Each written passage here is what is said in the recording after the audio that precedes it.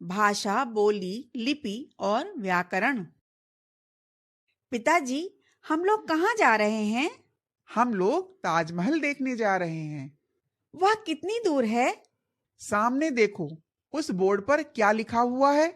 Taj Mahal 2 kilometre. अरे वाह, ताजमहल तो बस 2 किलोमीटर रह गया है। हाँ, और सीधे जाने का संकेत भी तो बना है। अरे हाँ, यहाँ रोहन और उसके पिताजी एक दूसरे से बोलकर, सुनकर और पढ़कर बात को समझ और समझा रहे हैं। इसे ही हम भाषा कहते हैं। भाषा वह साधन है जिसके द्वारा हम बोलकर, सुनकर, पढ़कर तथा लिखकर अपने भावों व विचारों का आदान प्रदान करते हैं। भाषा को दो भागों में बांटा जाता है, मौखिक भाषा और लिखित भाषा। मौखिक भाषा जब हम बोलकर तथा सुनकर अपने मन के भावों अथवा विचारों का आदान प्रदान करते हैं, तब उसे मौखिक भाषा कहा जाता है। जैसे बातचीत करना, मोबाइल पर बात करना आदि। लिखित भाषा जब हम अपने मन के भावों अथवा विचारों को लिखकर प्रकट करते हैं और दूसरा व्यक्ति पढ़कर उन्हें समझता है, तब उसे लिखित भाषा कहा जाता है। जैसे किताब, समाचार पत्र या बोर्ड पर लिखा हुआ पढ़ना, पत्र लिखना आदि।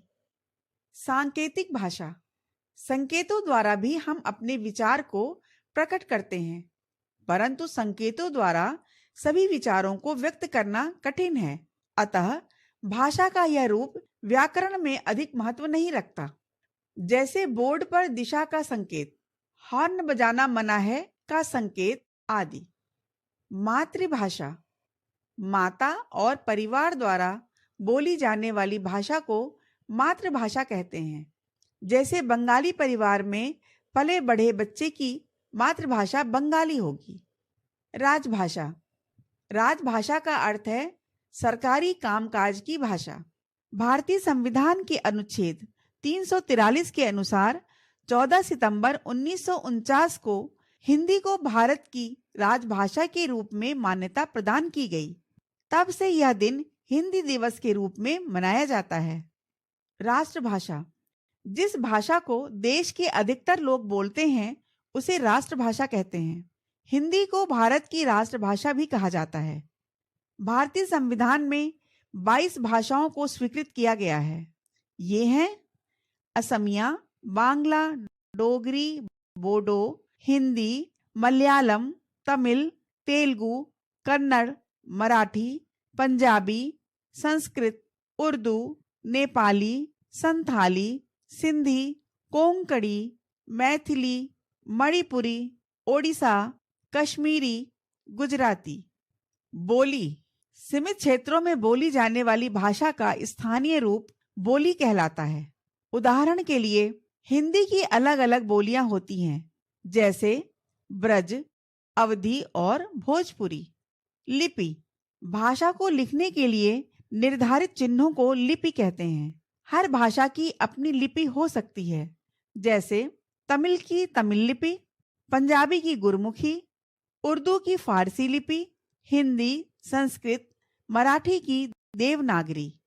व्याकरण भाषा को सही ढंग से बोलने और लिखने के नियम को व्याकरण कहते हैं। जैसे सड़क पर ट्रैफिक नियम होते हैं, वैसे ही भाषा में भी व्याकरण के नियम होते हैं। यह वाक्य को सही और सुंदर बनाता है। व्याकरण के अंग मुख्यतः व्याकरण के 3 अंग माने गए हैं।